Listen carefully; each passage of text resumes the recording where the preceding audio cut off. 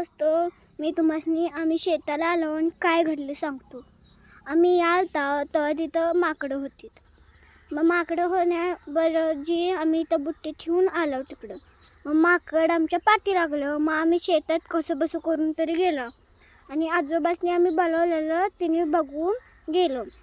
मग त्याच्यानंतर बघून गेल्यानंतर परत ते माकड पाठी लागला. आम्ही बाबांच्या शेतात गेलो, म्हणजे आमच्या नव्हं त्या आजोबांच्या शेतात गेल्यानंतर काय घडलं तर आम्ही त्या आजोबांच्या शेतात गेला आणि मग त्या आजोबा दिसले. मी म्हणले आजोबासनी, आजोबा आम्हासनी माकड आमच्या पाठीमागं लागले, हे करा. मग माझा मानस माझा भाऊ आणि माझ्या आणि मम्मीच्या पाठीमागं लागलेलं. मग मम्मीच्या पाठीमागं लागल्यावर काय झालं, मग आम्ही गेलो. मग आजोबांनी ते घालवलं.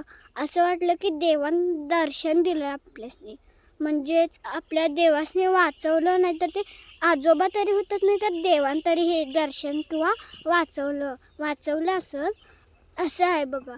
आम्हासनी काय समजणं झालं तर मम्मीला विचारले, मम्मी हे देवान आपल्याला दर्शन देऊन हे केलं का, वाचवलं का? मम्मी काय म्हणाले, मम्मी म्हणाले काय माहीत. मग मला कधी काय समजा नाही.